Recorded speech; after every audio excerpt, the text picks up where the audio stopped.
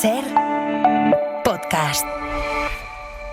Estás escuchando el abierto de Hoy por Hoy. Cada día analizamos las noticias más relevantes de la actualidad, las claves políticas, económicas y sociales, con las voces de los protagonistas y los distintos puntos de vista de nuestros tertulianos.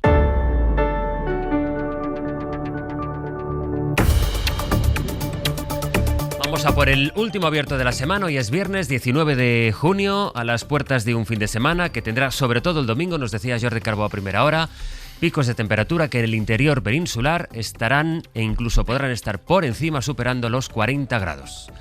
Y eso será desde el domingo y hasta bien entrada la semana que viene. Mucho ánimo a todo el mundo. Hoy en el abierto comparten el aire acondicionado del estudio Gonzalo Velasco, buenos días. Muy agradecido estoy. Lourdes Pérez, ¿qué tal? Bienvenida. Muy buenos días. Y en Radio Barcelona está Josep Ramoneda. Josep, buen día. Hola, buen día. Hay dos grandes asuntos que vamos a comentar en la actualidad esta mañana. Por una parte, ese informe de Hacienda remitido al juzgado sobre lo que el novio de Isabel Díaz Ayuso facturó al Grupo Quirón, esos más de 4 millones de euros, casi 4 millones y medio.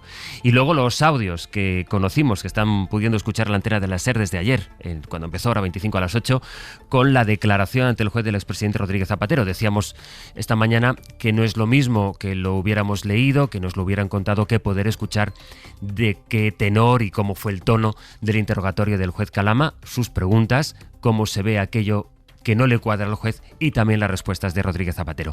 Antes de ir con el análisis de estos dos asuntos, que serán los dos asuntos que ocupen nuestro debate hoy en el abierto con Lourdes, con Gonzalo y con Josep, vamos a hacer una conexión de última hora con Jerusalén porque saben que esa es la gran noticia ahora mismo en los medios internacionales de referencia. Hoy estaba previsto que Estados Unidos e Irán se reunieran en Suiza para empezar a concretar los detalles del acuerdo de paz.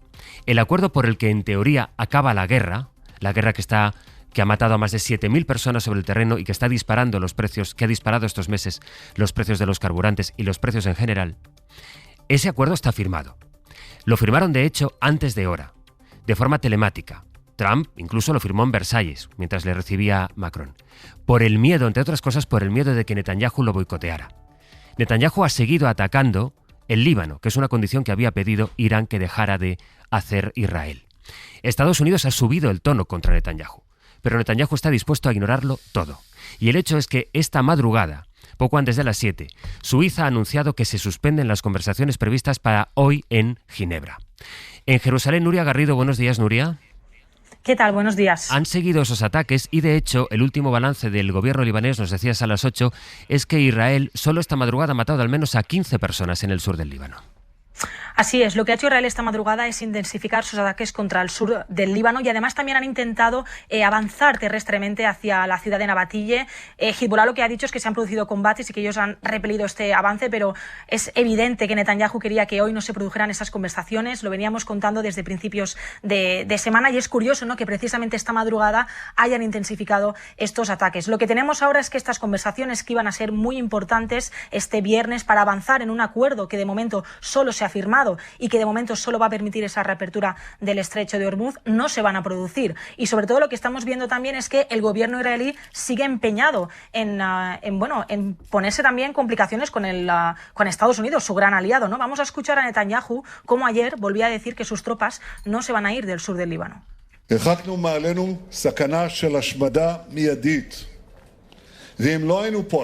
Lo que dijo ayer Netanyahu es que su objetivo es restaurar la seguridad en el norte de Israel y que eso requiere mantener lo que ellos llaman como zona de seguridad en el sur del Líbano. Y agregó que, pese a que preservan un importante vínculo con Estados Unidos, van a mantener una postura firme en sus intereses. Es importante resaltar, porque a veces nos perdemos en los titulares, lo que está pasando ahora mismo es que Israel está atacando el sur del Líbano, pero Hezbollah no está atacando el norte de Israel. Hezbollah está atacando las posiciones de los soldados. Allí hay combates, evidentemente, en el sur responden. De hecho, lo que han dicho esta mañana es que ellos están atacando en legítima defensa, porque las tropas además han estado intentando avanzar en estas últimas horas, pero no están atacando el norte de Israel. Es más, en ese memorándum, el primer artículo es el fin de los ataques contra el Líbano. Y Netanyahu lo está ignorando, le sigue dando órdenes a sus tropas para que sigan atacando. Y algunos soldados le han contado hoy a Haaretz que están teniendo problemas porque algunos civiles han vuelto y no saben qué hacer. Hay un caos, no tienen unas instrucciones claras, porque aquí lo que quiere el gobierno israelí es que sigan atacando para que este acuerdo tenga todos los problemas posibles. Lo que quiere es que siga la guerra, y recordemos que ellos lo han reconocido abiertamente. El plan que tiene Netanyahu para el Líbano, reconocido por su propio gobierno, es reproducir el genocidio que cometió en Gaza. Es muy llamativo esto porque tensa las relaciones, ya veremos hasta qué punto, entre Netanyahu y Donald Trump. Fue Netanyahu el que arrastró a Trump a esta guerra. Y ahora es Netanyahu quien está boicoteando el acuerdo de paz, que por otra parte es leído en Estados Unidos como una claudicación. Mucha gente en Estados Unidos dice, lo que ha acabado haciendo Trump es, al precio de tener la paz inmediatamente, claudicar y ceder ante el régimen de los ayatolás, que es un régimen que no ha caído.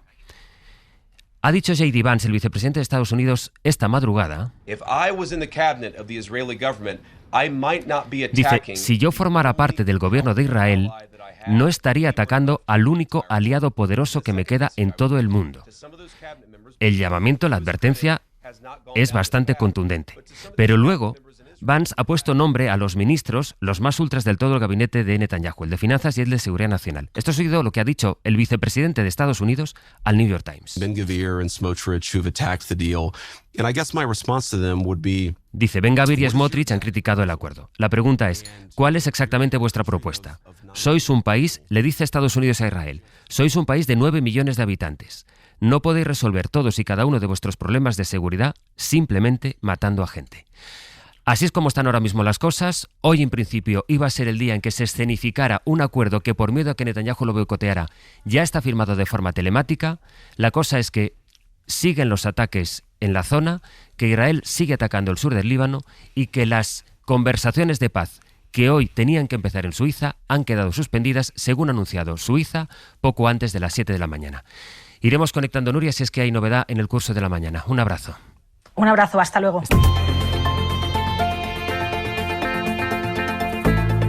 El Abierto. Ser podcast. Les decía, dos grandes asuntos en la actualidad nacional. Por una parte, el informe de Hacienda que dice que Alberto González Amador, el novio de Isabel Díaz Ayuso, ingresó casi 4,5 millones de quirón entre los años 2021 y 2023, en los primeros años de noviazgo de González Amador con Isabel Díaz Ayuso. Y luego los audios que estamos escuchando, el sonido que estamos escuchando desde ayer por la tarde. Parece obvio que es un recorrido absolutamente lógico y normal. Que yo haga informes para una consultora yo no estoy, y que la consultora... acostúmbrese a que cuando yo hablo tiene que guardar silencio y no rebatir. Por supuesto. ¿Vale?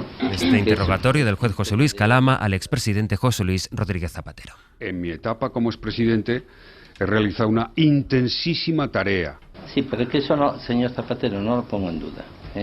Pero tiene que entender que yo no soy una madre abadesa, sino esta frase que tanto ha llamado la atención, que le dice el juez, yo soy un juez instructor, no la madre abadesa. Vamos a empezar a desentrañar algunas de las claves, lo hemos dividido en 3 bloques. Vamos a empezar, Javier Bañuelos, buenos días. ¿Qué tal, Sastre? Buenos días. El primero de ellos es la razón fundamental de la primera imputación, como Zapatero se desvinculó del rescate de Plus Ultra. Él dice que no habló con ninguna autoridad sobre eso. Lo que sí reconoció fue una gestión con el Banco Santander por la aerolínea.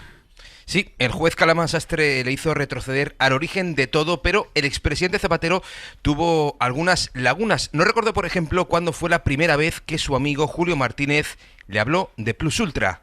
¿Cuándo le habló Julio Martínez de Plus Ultra? ¿Por primera vez? Sí. No recuerdo, sería difícil recordar, ¿no? Pero sí recordó lo que le pidieron. Me pidieron una gestión para que fueran atendidos por el Santander, como aparece ahí, ¿no? Quizás esa sería la primera vez. ¿Quién se lo pidió? Julio Martínez, sí. Sobre Julio Martínez reconoció que su amigo, su compañero de running, pero no su testaferro, como sostiene la UDEF. Eso es cierto, es radicalmente falso. Zapatero repitió varias veces que el interlocutor directo con Plus Ultra siempre fue su amigo Julio Martínez y de forma literal dijo que su amigo cuajó una relación con Plus Ultra de otra naturaleza. Pronto el expresidente empezó a negar sus vínculos con la aerolínea. Zapatero incluso negó la llamada que la UDEF menciona con el presidente de Plus Ultra. Usted llama a Julio Martínez Sola el 30 de abril de 2020. Sí, es increíble. ¿Qué costes son las actuaciones? Y parece, según las actuaciones, que tienen una conversación de unos 11 minutos donde el señor Sola le informa a usted. No he hablado en mi vida con el señor Sola, por teléfono y hasta ese almuerzo que refiero. Zapatero sí reconoció su encuentro con el exministro Escrivá. Fue él, dice, quien le propuso un café para conocerse y hablar de economía. En ese punto el juez Calama le pregunta si hablaron de la deuda que arrastraba Plus Ultra. Su respuesta: en absoluto. Es que en fin, puedo decir que me resulta insólito. Y sobre esa negativa, José Luis Rodríguez Zapatero construyó toda su defensa. Negó Sastre categóricamente que hubiese mediado en el rescate de la aerolínea. No solo no me interesé, no solo no mandé un WhatsApp, no solo no influí, es que ni siquiera hablé con nadie del sector público, con ningún político, con un empleado del rescate de Plus Ultra. El expresidente Zapatero se desvinculó también de cualquier negocio relacionado con el petróleo venezolano y negó también Sastre que tuviese negocios en China. Segunda parte en la que hemos dividido esta declaración. Pedro Jiménez, buenos días. Buenos días. El pasaje que tiene que ver con las joyas, por lo que empezó, de hecho, preguntando al juez, y a lo que Zapatero, su respuesta fue pedir tiempo. Eso es, Zapatero no quiso aclarar algunos aspectos nucleares de esta investigación.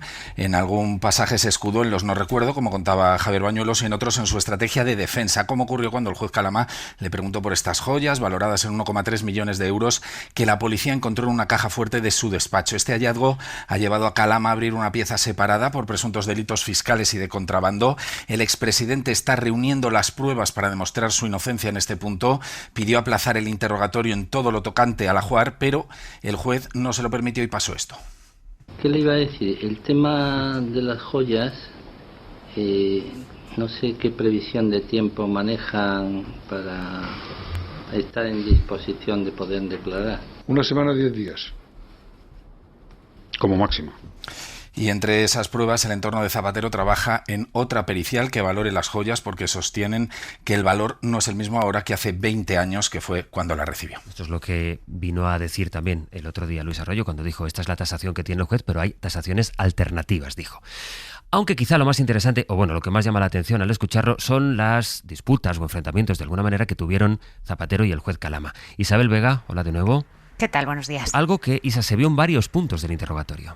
Sí, sobre todo por cuenta de los trabajos de consultoría. ¿Usted firma un contrato con Análisis Relevante? No, es un acuerdo, dada la confianza que teníamos, es un acuerdo entre el dueño de Análisis Relevante y conmigo. Ya, pero no le descubro nada, no lo digo por este caso, pero en esta casa estamos todos los días con estos temas, que una de las fuentes de fraude es contrato, digamos, realmente vacío de contenido. Que formalmente... Al juez no le cuadraba que toda la gestión fuese verbal y tampoco las cuentas de Análisis Relevante. No podemos escuchar ese fragmento. Bueno, el juez lo que le decía a Zapatero es que la empresa pintaba como una tapadera para cobrar comisiones y él negaba rotundo que hubiera cobrado comisión alguna a lo largo de toda su vida. Explicaba también que él prestaba un servicio de consultoría de amplio espectro, incluyendo trato directo con todos los clientes, menos con Plus Ultra, pero sin informes individualizados. Ahora luego escucharemos también esa parte de la declaración, sobre todo cuando el juez le dice: oiga, que no haya contratos en una relación que es profesional, a mí no me parece normal, le dice el juez.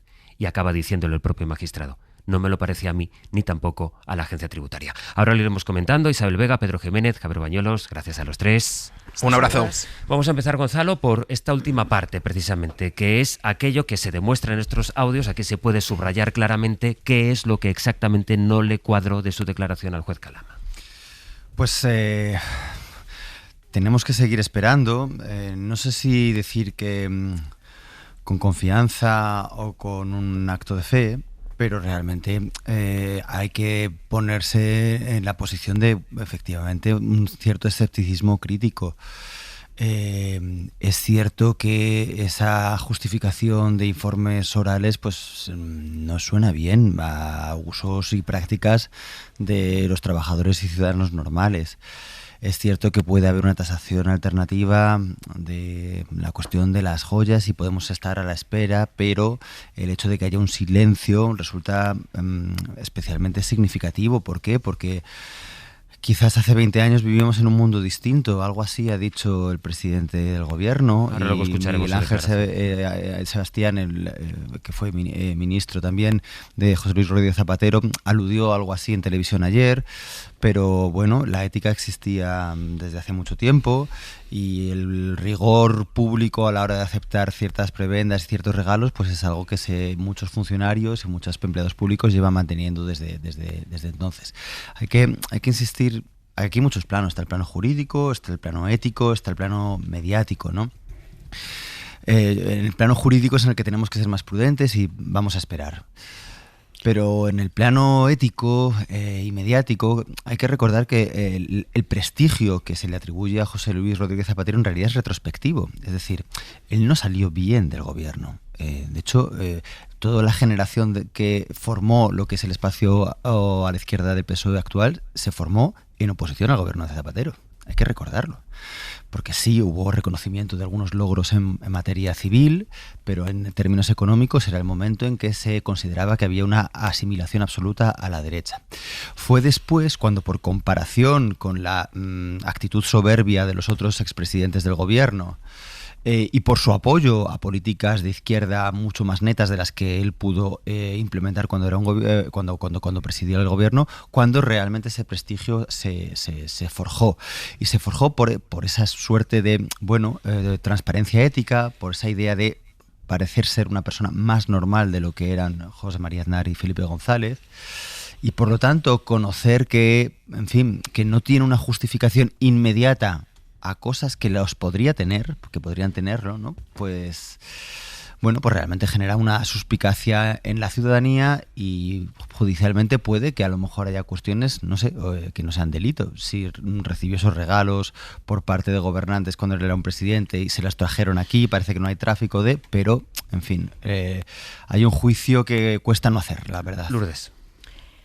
La declaración del presidente, lo primero que cabe decir de la misma es la excepcionalidad que rodea todo. Yo creo que eso conviene que no lo perdamos de vista en ningún momento. No es normal, la justicia es igual para todos, afortunadamente, aunque la proyección de esa justicia con respecto a todos no es la misma, obviamente también.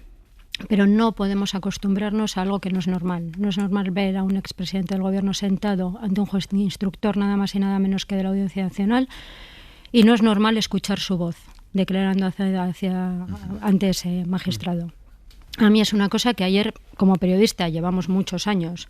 Yo creo recordar que la primera vez que escuché una voz de un declarante ante un tribunal de justicia fue igual hace un cuarto de siglo, pero nunca dejará de impactarme.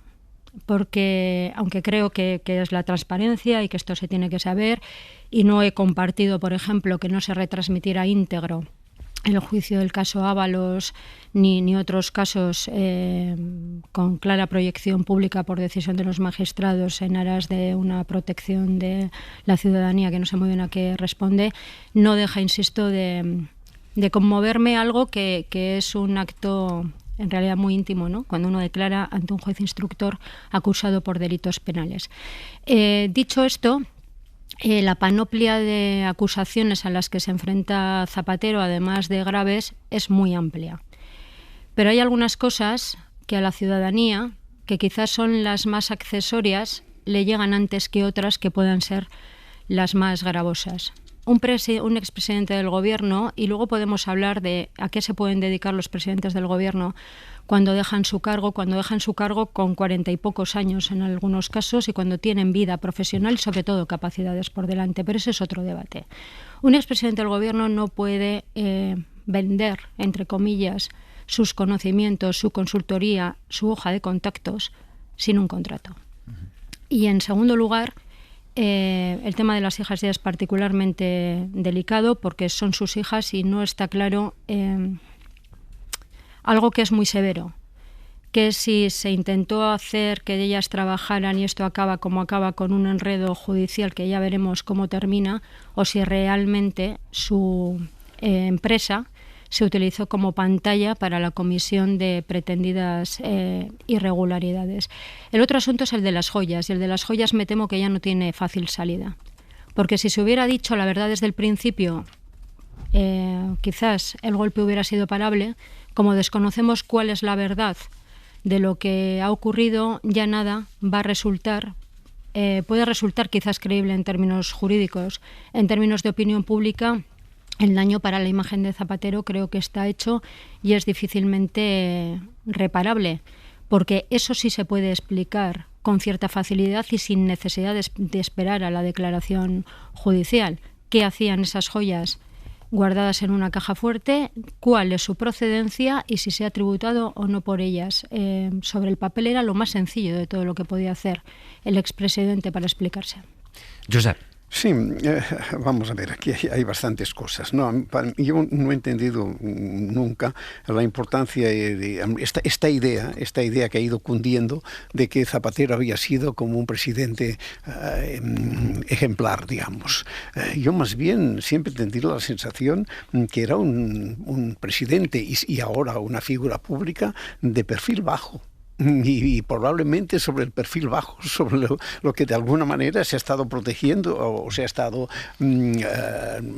creando su imagen, y sí, bueno, al lado de otros personajes todo lo contrario, de perfil fácilmente descontrolado, como Aznar, por ejemplo, pues puede parecer un personaje cerebral, reflexivo, tranquilo, que no crea problemas que no tenga que crear, etcétera, etcétera. Pero yo nunca he visto este mito que la izquierda sobre todo ha creado de él como presidente. Más bien fue un presidente que pasó, no diré desapercibido, porque hubo momentos relevantes en su mandato, pero del que queda poco. Y es que lo lleva puesto en la expresión, en su cara, tengo y la sensación, este punto de ambigüedad.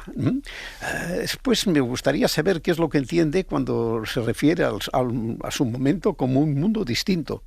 ¿En qué piensa que era distinto? ¿Es que en aquel momento no se hacían preguntas como la que se le están haciendo ahora? No acabo de entender muy bien esta referencia al mundo distinto, ¿no?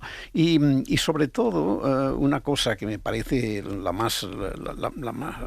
que genera más, digamos, más sensación de que está en un punto de riesgo, es que una situación como la que se encuentra ahora no se puede afrontar desde la ambigüedad y desde el aplazamiento permanente de las respuestas. Lo de las joyas, que explique lo que sea, pero que lo explique. No basta dejar, una cosa que no podemos todavía decir. ¿Cómo no podemos todavía decir? Estas joyas han llegado de alguna manera, este señor tiene que saber cómo ha llegado de esta manera, y el valor pues ya se ha establecido, digamos, por quienes tienen que establecerlo.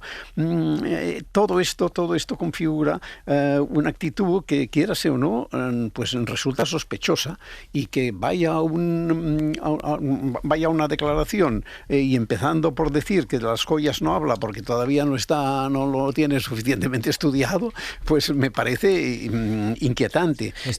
Todas estas cosas generan una especie de sensación de una cierta inseguridad, y en cualquier caso no responden a lo que podríamos esperar todos, que ante de una situación de este tipo vayas con documentos concretos, ¿no?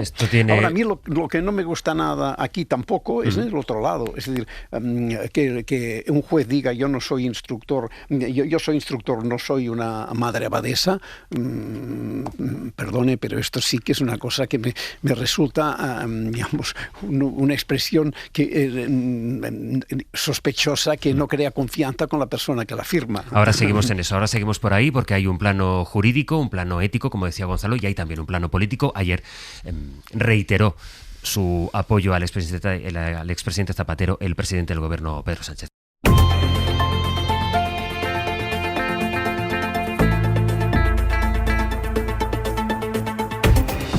Si no hubiera estado usted, análisis relevante, en mi opinión, por lo que veo en los ingresos y los gastos, habría quebrado. No bueno, nada. Eso es una porque no sé si sabe que es un juicio de valor que tampoco podríamos contrastar, ¿no? Sí, pero si vemos es una hipótesis, una conjetura. Si bajamos a sus ingresos y gastos, tampoco aparecen por aquí gastos ni ingresos financieros. Es decir, es una sociedad que desde nuestra óptica, o sea, desde mi óptica como instructor, parece que se monta para recibir, digamos, comisiones, porque viendo los clientes... Niego absolutamente, porque en mi vida he hablado ni he negociado absolutamente ninguna comisión. Uno de los momentos más destacados del interrogatorio del miércoles en la Audiencia Nacional, este momento en el que el juez le dice: yo he llegado a la conclusión de que análisis relevante pues se creó para que se cobraran comisiones, y esta forma de rechazarlo de forma tan tajante de Rodríguez Zapatero, que fue preguntado también por sus hijas poco antes de que el juez, una vez escuchara esta respuesta que ahora escucharán de Zapatero,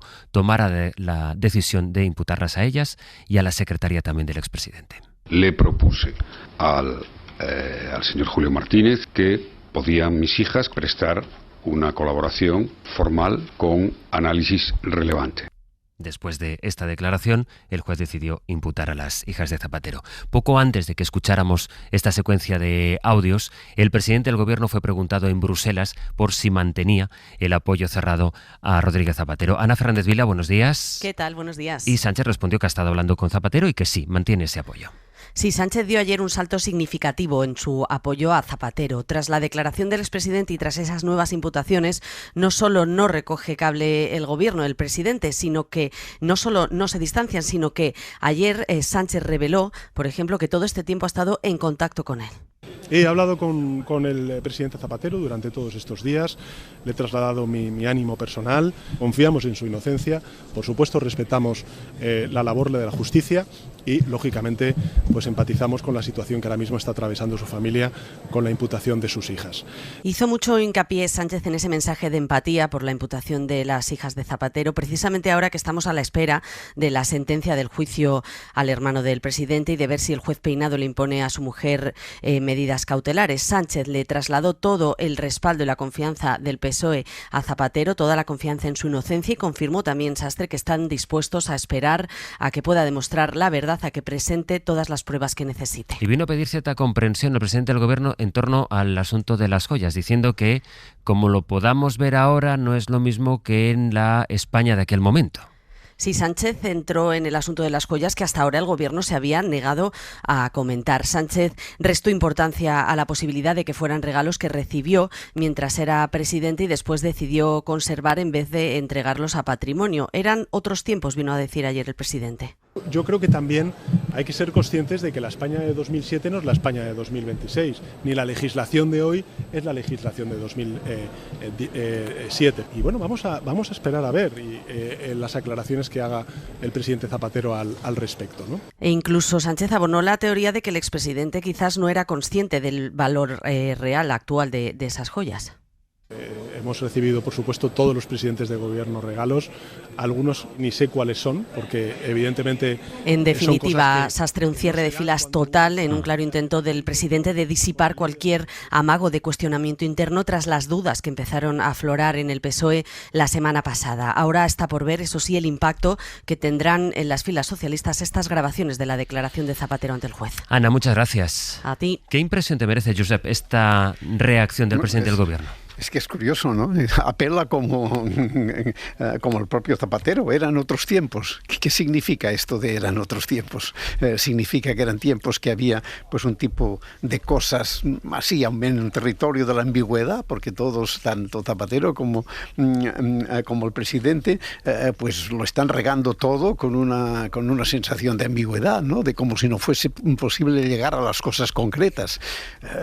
No sé, me sorprende mucho esta apelación, como si desde entonces hubiesen cambiado las cosas y fueran distintas y en aquel momento hubiese un espacio como de más tolerancia para estas cosas. Me resulta curioso y que lo repitan el uno y el otro, porque puedo entender Zapatero que quiere ganar con ello, pero no acabo de entender a qué le lleva Sánchez. También me sorprende esta defensa incondicional en la que Sánchez se ha instalado.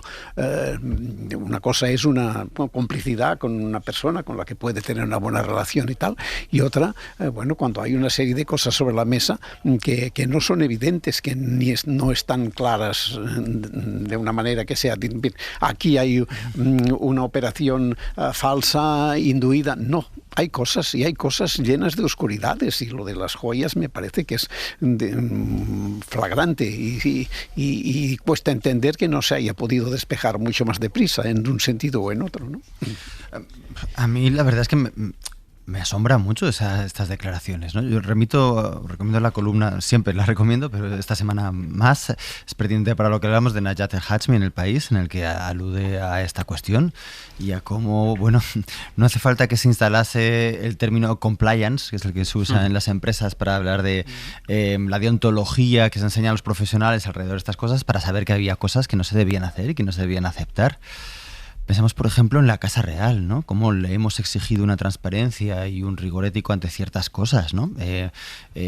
Con independencia de si se supiera el valor de la joya o no, si el rey hubiese aceptado joyas de quien sea, pues en fin, nos hubiésemos llevado las manos a la cabeza y con razón, de tal manera que me extraña esta estrategia de justificación que no me parece aceptable y que mina pues lo que viene siendo el discurso de este PSOE en los últimos años.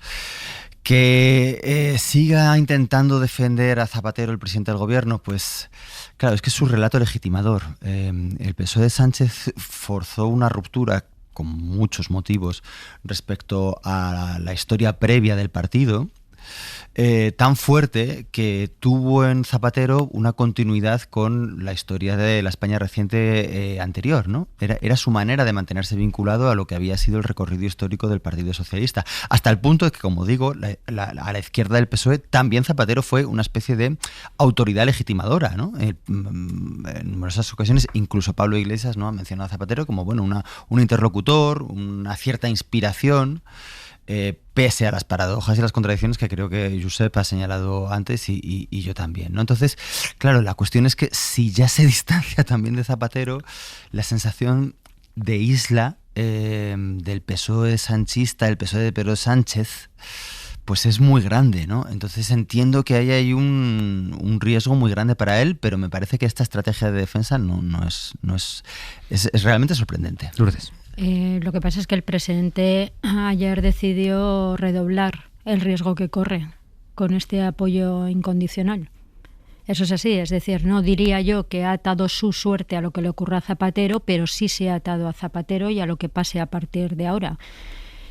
Si quien ahora lidera el gobierno hace suyo el discurso exculpatorio de quien todavía está en una fase incipiente de la instrucción, pues se arriesga que a cada paso que ocurra y cada nueva circunstancia en los juzgados pueda añadir una piedra más al lastre que empieza a ser bastante insoportable para que prosiga la legislatura, una legislatura que por otra parte está prácticamente esclerotizada en estos momentos. El tema de las joyas es significativo, lo han apuntado tanto Gonzalo como Josep, lo que dijo ayer Sánchez, aquello de, es que eran otros tiempos. Esto de otros tiempos es un poco a beneficio de inventario, porque nos puede servir para muchas cosas. También, por ejemplo, para cierto trato que hemos recibido las mujeres en el pasado y que hay que entender por qué eran otros tiempos y todas estas cosas. Pero el problema de esa frase, para mí, es que contraviene lo que aprobó el propio gobierno de José Luis Rodríguez Zapatero en 2005, que era un código de buen gobierno sin rango de ley, pero que obligaba a los altos cargos a rechazar, comillas, cualquier regalo, favor o servicio en condiciones ventajosas que vaya más allá de los usos habituales, sociales y de cortesía. Cerramos comillas. Esto lo aprueba el gobierno de José Luis Rodríguez Zapatero, recién llegado prácticamente al poder en 2005. Todos sabemos distinguir, no nos llevemos a engaño, lo que es que te regalen una rosa para quedar bien contigo, que con eso no van a comprar ninguna voluntad, todo lo más, que te caiga un poco mejor tu interlocutor, a que te den una caja con joyas que acaban de tasar en 1,3 millones de euros, no sé cuánto valían en su momento, ni cuánto se ha revalorizado en el mercado, ni cuánto valen ahora en el mercado, porque en realidad la tasación hecha por Ansorena es en bruto, por decirlo de alguna manera. No está pasado ahora por el tamiz de lo que costarían en el mercado. Y cuando, insisto, no se ha ofrecido no ya una explicación, es que lo que se va diciendo contradice lo anterior y sin que se sepa exactamente algo, que eso sí se puede aclarar, si no hay nada que ocultar, creo yo que con bastante fidelidad. Seguimos ahora a la vuelta con el análisis, pero de lo que dijo también Pedro Sánchez, hablaba Lourdes del estado de la legislatura, es llamativo y sobre todo se abre muchas interpretaciones cuando le preguntan al presidente del gobierno ayer en Bruselas. El PNV le exige que presente los presupuestos y que los apruebe, y que si no, convoque ya elecciones. Y esta fue la respuesta del presidente del gobierno. Agradezco el tono constructivo de grupos como por ejemplo el Partido Nacionalista Vasco, y a partir de ahí, pues bueno, negociaremos con ello, y si se tienen que tomar decisiones, pues las tomaremos, pues efectivamente cuando se produzcan estas hipótesis. Si se tienen que tomar decisiones, las tomaremos, dijo ayer Pedro Sánchez, que hasta ahora por lo menos siempre ha negado la opción del adelanto electoral. Miguel Ángel Campos, buenos días. Hola, muy buenos días, Astre. Mucha actualidad judicial esta semana que acaba teniendo otro protagonista, en este caso Alberto González Amador, la pareja, el novio de Isabel Díaz Ayuso, por ese informe que remite Hacienda al juzgado y en el que se ve, Campos, en el que consta que González Amador, ingresó casi 4,5 millones de euros durante los primeros años de noviazgo con la presidenta de Madrid. Los ingresó de Quirón, que es un grupo que recibe recibe una gran cantidad, no sé si son 1.000 millones al año, de la Comunidad de Madrid. 1.000 millones, sí. Y era Sastre, era uno de esos cortafuegos establecidos por el entorno de Isabel Díaz Ayuso, que la relación con Alberto González era posterior a los millonarios contratos de su pareja con Quirón. Ahora sabemos que también se produjeron durante su noviazgo. El informe de Hacienda al juzgado concluye que Alberto González Amador, a través de sus empresas Maxwell Cremona y Masterman, facturó entre 2021 y 2023, ya fuera de la pandemia, un total de 4.436.000 euros a Quirón Prevención, la filial del gigante sanitario principal contratista del propio gobierno de Ayuso. La inspección tributaria va un paso más allá y empeora la situación de González Amador porque afirma, y es literal, que ha apreciado indicios de simulación en los servicios facturados por su sociedad Masterman a Quirón Prevención en un nuevo aldabonazo a su causa por corrupción en los negocios. Causa que investiga el Juzgado 19 de Madrid y que se abrió, recordemos, porque los investigadores sospechan que el pago de 500.000 euros de Alberto González Amador por la empresa sin valor Masterman, relacionada con el presidente de Quirón Prevención, Fernando Camino, en realidad esconden una comisión a cambio de los contratos con Quirón Prevención. El informe de Hacienda, Sastre, también supone un revés para el grupo Quirón, porque los inspectores comunican al juzgado la apertura de una inspección a su filial que incluye las operaciones bajo sospecha con la pareja de la presidenta autonómica. A todo esto se añade Alfonso Gea. Buenos días, Alfonso. Muy buenos días, José Luis. Un informe de la UCO, pero en este caso también en torno a este asunto y en torno a Alberto González Amador. Y la Guardia Civil dice que hay una de las empresas de González Amador que no tendría los medios suficientes, los medios necesarios, como para prestar la consultoría, los servicios de consultoría que prestaba también al Grupo Quirón. Así es Masterman, que fue la empresa que el novio de Díaz Ayuso adquirió al directivo de Quirón Prevención, Fernando Camino, cuya mujer y él también están bajo investigación. Esa empresa, que era una empresa de depilación y de cosmética, cambia el nombre, es Masterman. Y bien, como tú dices, la Guardia Civil, después de analizar todos los movimientos, todos los contratos, confirma que carece de plantilla suficiente y de medios técnicos para poder hacer esos trabajos, evidentemente, de consultoría. Eso señala de manera directa que se estarían realizando, evidentemente, de una manera presunta siempre, una serie de contratos, José Luis, que no son el objeto del contrato, sino que son simplemente apantallamientos, contratos de apantallamiento para cobrar un dinero, unas comisiones que evidentemente nada tienen que ver con el objeto de esos contratos. Alfonso, Miguel Ángel, gracias. A vosotros. Esta es la otra parte de la actualidad del día, con este informe de Hacienda que vuelve a poner en evidencia lo que se está investigando, y luego un asunto del que la Comunidad de Madrid está muy interesada. Luego iremos a la reacción de Miguel Ángel Rodríguez, pero antes de ir a la parte política, igual que hemos hecho con Zapatero, la parte judicial y lo que desvela este informe de Hacienda. Gonzalo. Pues es desde luego revelador, porque es que va más allá de los límites de la pandemia y también tenemos que distinguir los casos. Estamos hablando de una formación de una empresa pantalla. Parece que esto no hace falta una ulterior demostración, una ulterior explicación de cómo funciona esto, y con una empresa que tiene un flujo de financiación además conflictivo, porque supone un modelo político sanitario determinado, es decir, es la financiación que necesita la sanidad pública y que va a este grupo, y que sin embargo y que además está revertiendo en beneficio de este particular. Claro, ¿qué está pasando? Bueno, pues que yo no sé muy bien si en las investigaciones se da cuenta de cómo se mandata, si es que hay algún indicio, ese posible trato a favor. Seguramente ese sea todavía el pretexto por el cual se escudan en que, bueno, esto no tiene ningún tipo de ilegalidad, es decir, no sabemos quién manda qué, sea esta persona y a través de esta empresa a la que se contrata. Pero realmente, si estamos hablando de indicios, estos son indicios verdaderamente peligrosos. Este es el primer riesgo para el gobierno de Díaz Ayuso, porque supone una implicación posible de su gobierno en su conjunto, es decir, con una empresa destinataria de una financiación pública brutal se está beneficiando a la pareja de la presidenta, y la segunda, que como tú ya adelantabas, es la reincidente implicación del gobierno que hace Miguel Ángel Rodríguez. Ya en el cuando salió la noticia y en el primer auto, puso todo el aparato del gabinete de comunicación de la presidencia en defensa del particular, y ahora de nuevo genera una serie de bulos con los cuales la institución queda comprometida en este caso particular, ¿no? Ahora iremos a esa parte, pero tampoco hace falta ser, como diría aquel, la madre abadesa Lourdes para hacerse una serie de preguntas. Unas cuantas. A ver, González Amador está involucrado en dos causas paralelas. Investigado, esto se sigue investigando frente a quienes dicen que hay desequilibrios y demás. No, hay un informe de Hacienda, pero hay un informe de la UCO.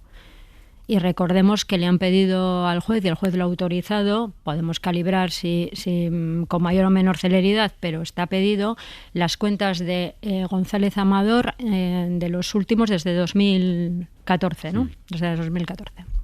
Bueno, hay dos causas. Una, la que conocemos, que derivó de una manera, yo creo que imprevista hasta por el propio Miguel Ángel Rodríguez, cuando contó lo que no era cierto aquella tarde de marzo, que deriva en la inhabilitación del fiscal general del Estado, pero que es fraude fiscal, presunto fraude fiscal. Eso ya es una acusación severa. Recordemos que la ciudadanía está haciendo la declaración de la renta en estos momentos. Es decir, hay un montón de ciudadanos intentando ver si se puede desgravar 2 euros por llevarle a los niños al colegio. El fraude fiscal, yo sí que creo que es algo con lo que, y me da lo mismo cuánto menudee, es algo con lo que hay que ser particularmente severos, sobre todo si de la manera que sea toca algún aspecto de la administración. Es el dinero de todos. Y todos tenemos que concienciarnos en que, como es el dinero de todos, hay que ser particularmente escrupuloso con su manejo. Y efectivamente, si no has hecho las cosas como tienes que hacerlas y no era tu intención, pues intenta corregirlo cuanto antes.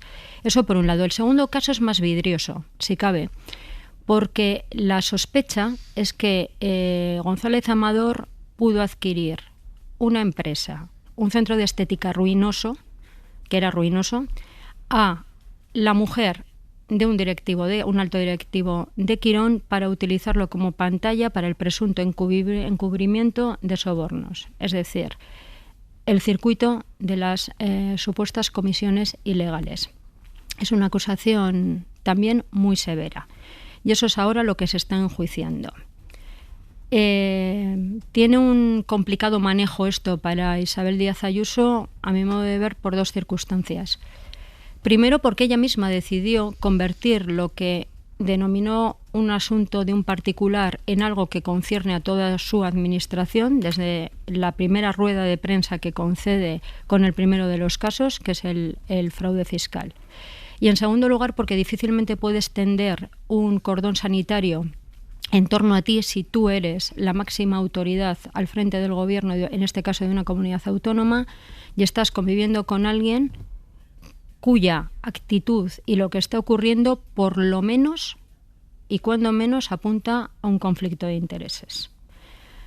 Con lo cual, cuanto más avanza el caso, creo que más difícil se le coloca la situación a la presidenta madrileña para manejarse con algo que es cierto que toca su esfera privada, que de momento no es ella, pero que inevitablemente se proyecta sobre la administración pública, los contratos de la administración pública y quién contrata no con la administración pública, pero sí con una empresa que es la que más factura en estos momentos con la Comunidad de Madrid. Ramoneda. No, bueno, me parece que está todo dicho sobre esto, ¿no? Quirón, Ayuso, Amador es un triángulo peligroso que ya veremos lo que da de sí, ¿no? Pero yo quería irme un momento al espacio de la política, porque creo que estamos en un momento extremadamente delicado y que estas cosas son expresión en buena parte de este momento, en que se está dando una cosa que yo creo que pasa un poco desapercibida y en cambio es fundamental, que es como Feijóo se ha instalado ya directamente en el espacio del autoritarismo postdemocrático. Es decir, su última declaración diciendo que si las elecciones lo exigen, gobernará sin ningún escrúpulo con Vox, para mí es determinante. Es decir, es asumir como propia la amenaza que en este momento están sufriendo las democracias europeas. Él se pone del lado de los que van al asalto de las democracias europeas, construyendo una mayoría autoritaria, postdemocrática, que reconoce los valores de la extrema derecha y los incorpora. Bueno, este es el contexto en el que ocurren todas estas cosas. No vadem, que decimos en catalán, es decir, no miremos a otra parte, digamos. Estamos en una situación de extremado riesgo, no solo en España, sino en toda Europa, en todos los países europeos o muchos países europeos. Se puede dar muy pronto una mayoría de derechas de origen liberal sumadas a las neofascistas, y con toda naturalidad aquí ya lo dice de una manera clara Feijóo el otro día, y no he visto yo una reacción como sería razonable delante de una amenaza de este tipo. Entiendo que quieres darme el contexto político en general, pero ahora iré, que tengo después las declaraciones de Feijóo para que las comentemos, pero sí, por no desviarme del asunto de Díaz Ayuso, y sobre el que quiero ir volviendo a ese contexto político del que habla Ramoneda, también a la reacción política de su jefe de gabinete, de Miguel Ángel Rodríguez.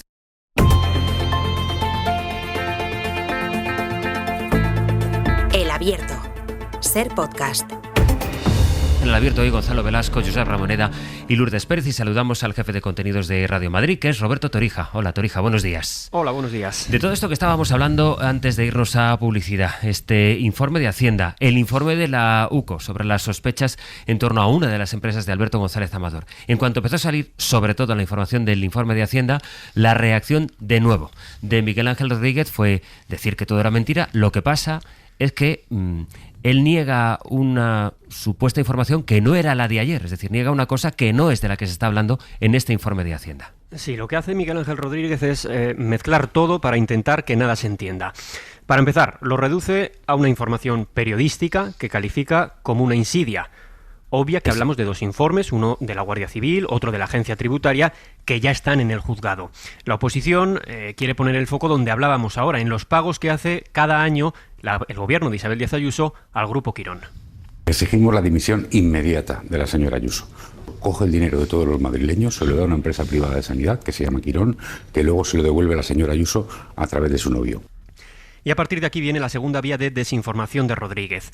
Asegura que el último contrato de la Comunidad de Madrid con Quirón es del año 2010. Bueno, primero, esto no es exactamente así, porque hay nuevos convenios que son de este mismo año, pero es que se le sigue pagando, tú lo decías antes, 1.000 millones al año. Y segundo, nadie está hablando de esto. Nadie habla de cuándo se firmaron esos acuerdos con Quirón para gestionar hospitales públicos. Se trata de que el novio de la presidenta ha facturado esos 4 millones de euros entre el 21 y el 23, cuando Ayuso sí que era presidenta.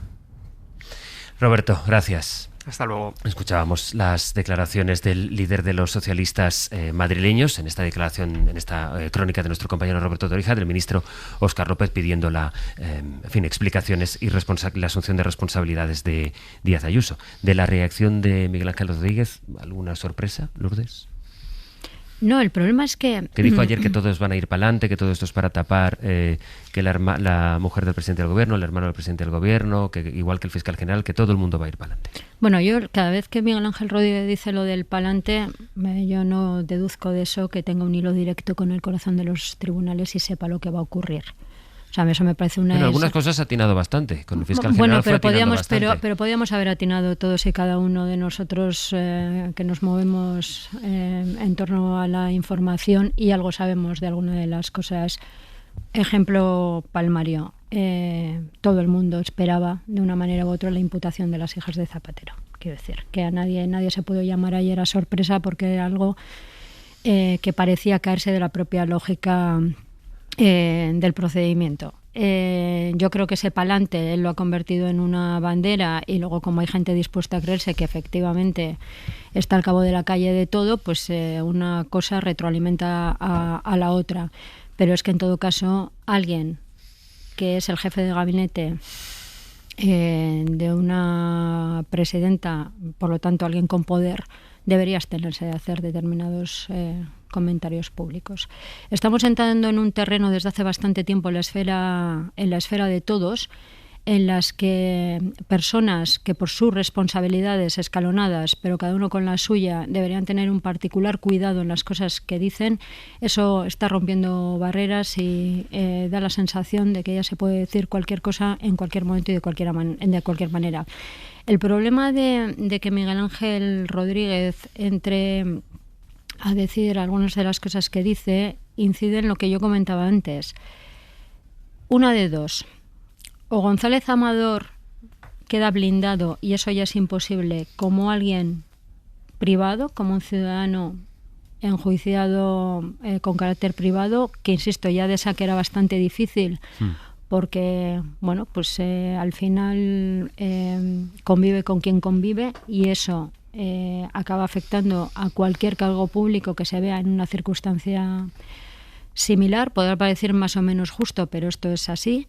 Pero el problema es que todo lo que ha rodeado a González Amador desde el principio ha permeado la acción institucional del Gobierno y de la presidencia de la Comunidad de Madrid. Entonces, esto simplemente incide en algo por lo cual una situación de un particular que convive con alguien que tiene responsabilidades políticas elevadas permea al conjunto de la ciudadanía.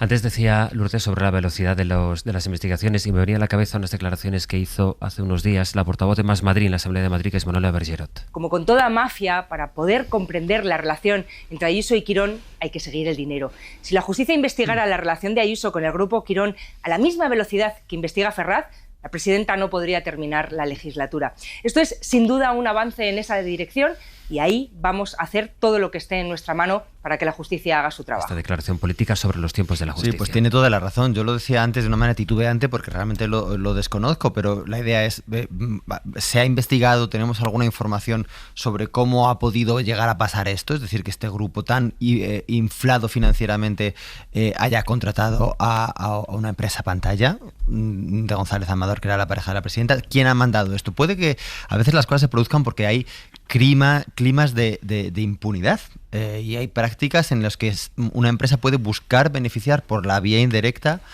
a la presidenta del gobierno para tener su trato de favor. Puede que sea así, pero tenemos que saberlo y realmente llama la atención que nos estemos haciendo esta pregunta en el aire cuando tenemos otros hilos en los que la concatenación causal la podemos seguir de una manera tan fehaciente. O sea que me parece que realmente esa es la buena dirección en la que apuntar.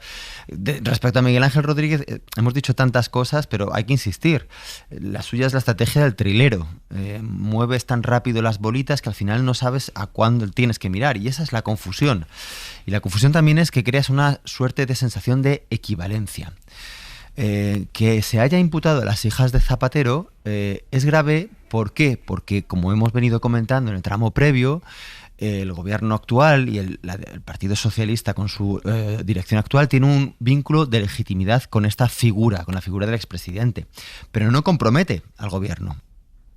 Si acaso tendríamos que preguntarnos si ha habido una ausencia de control cuando se ha mandado a Zapatero como mediador en Venezuela. Esto podría ser, pero no hay ningún otro vínculo con el gobierno actual.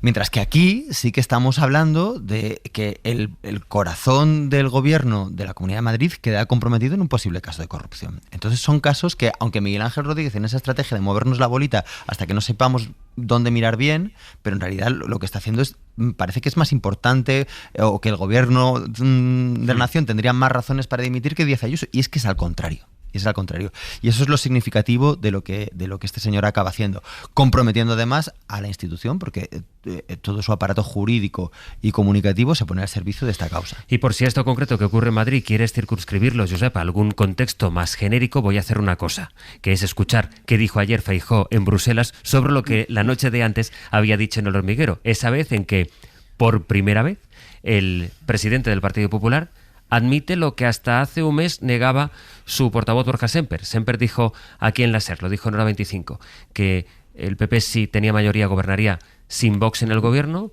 Feijóo dijo en El Hormiguero lo contrario, y ayer trató de aclararse así en Bruselas. ¿Qué haré? Lo que los españoles me manden. Si cuando se abran las urnas el mandato de los españoles varía en parte mi propuesta, lo que haré es asumir el mandato a los españoles y darle estabilidad a la gobernación de España.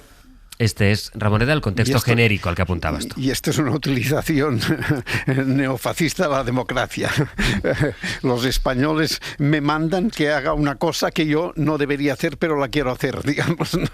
Es un argumento que me parece, que indica muchas cosas, indica hacia dónde apunta el PP en este momento. Es que lo dijo muy claro, no descubrimos nada, y ahora lo acaba de rectificar en estas expresiones. Sí, el voto de la ciudadanía da a Vox un papel que sea necesario para que gobierne el PP, él sin ningún problema aceptará las condiciones que le ponga Vox y gobernará con ellos. Bueno, pues está bien que lo sepamos, es un aviso que en fin, que yo creo que tendría que servir para que un sector del electorado, también de la derecha, reaccionara, porque es abiertamente lo que en otros países todavía no se están atreviendo a hacer, en algunos ya sí, dar por validada a la extrema derecha, que en este momento no está con un programa democrático, sino que está en una vía de autoritarismo postdemocrático. Y es una amenaza que no solo aquí, la tenemos al lado en Francia,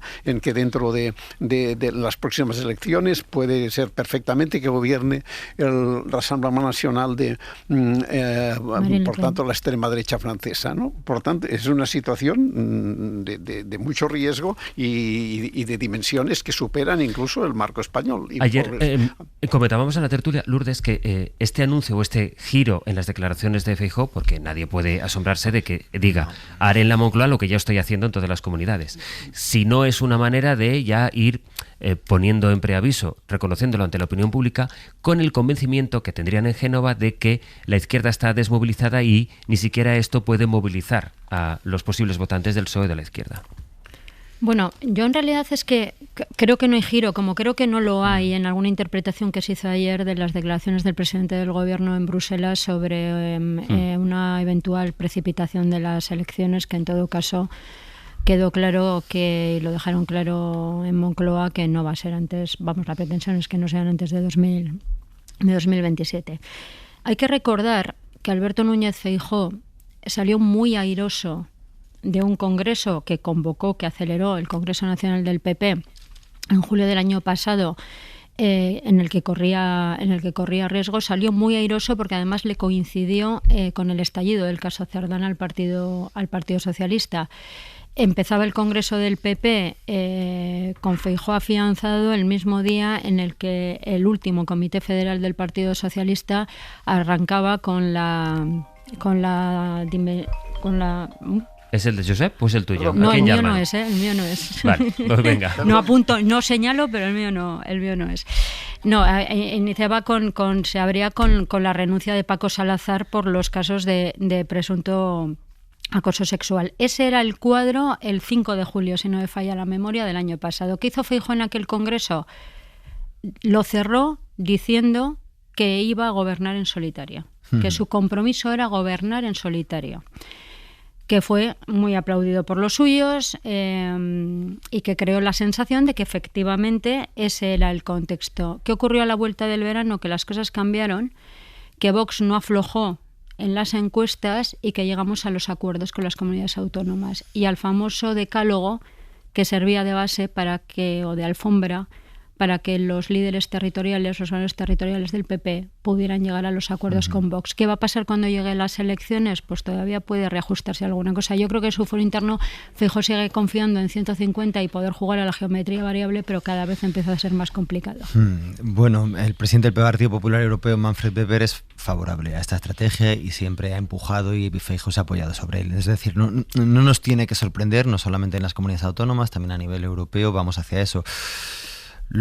Es el elefante en la habitación, o sea, siempre estamos hablando de los fracasos a la hora de elegir los momentos de las elecciones autonómicas porque finalmente dependen, pero la noticia en realidad es que el apoyo a la derecha, que tiene además el carácter que ha definido Josep ahora, es más mayoritario de lo que ha sido en la historia de la democracia reciente. Eso es lo que está pasando, esa es la gran noticia, ¿no?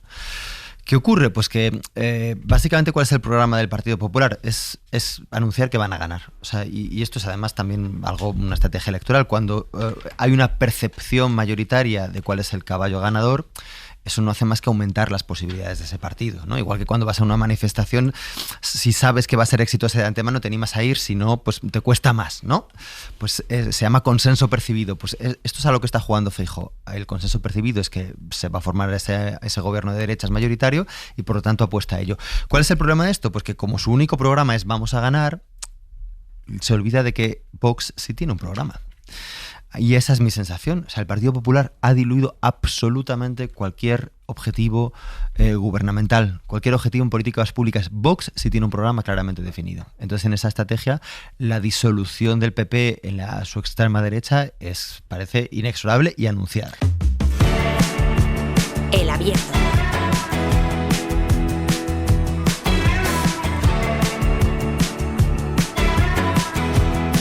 Ser podcast.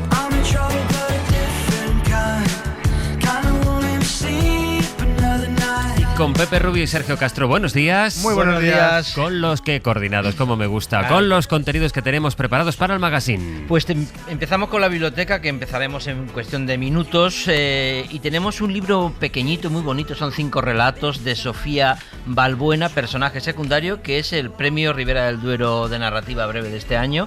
Y la verdad es que toca todos los temas desde una perspectiva muy femenina, muy de la mujer, toca todos los grandes temas, la precariedad, el deseo, el amor. Y creo que en esos 5 relatos está la vida entera, ¿no?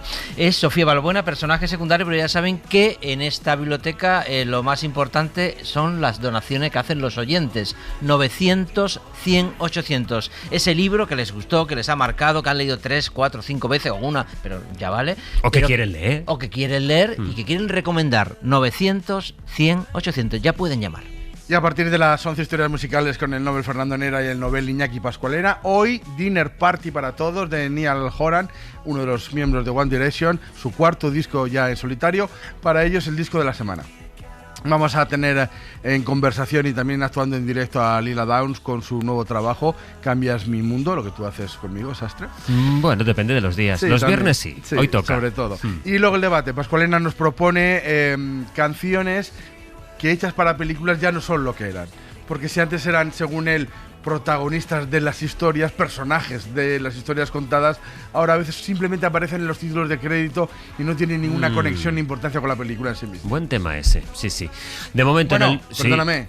Y Aitor. ¿Hoy viene? Hoy viene. Sí, pues esto es novedad, ¿no? Sí, lleva ya un par de semanas que no. Bueno, es un poco como le da, ¿eh? Sí. Es como el Guadiana. A lo mejor... Si no tiene plan, viene. No, y las semanas que no viene, quizás porque no tenga nada que reprocharnos. Eso también es interesante. Lo hemos hecho tan bien que dices que no tengo nada que auditaros. Puede ser. Bueno, de momento en el 900, 100, 800, lo que nosotros les pedimos como cada viernes es que, además del libro que les vamos a proponer, que les vamos a recomendar, personaje secundario de Sofía Balbuena, nos llamen ya para podernos donar, recomendar un libro que creen que tienen que compartir con los demás. Por el momento político, por el momento vital, por lo que sea. Ahora que viene el verano, lecturas pendientes, lecturas que recomienden a los demás para el verano, 900 100 800. De momento dejamos aquí el abierto de hoy, que hemos compartido con Josep Ramoneda, con Gonzalo Velasco y con Lourdes Pérez. Que tengáis buen fin de semana. Y felices vacaciones a todos los escolares. Eso. Y a sus padres. Venga, hasta luego. Para no perderte ningún episodio, síguenos en la aplicación o la web de la SER, Podium Podcast o tu plataforma de audio favorita.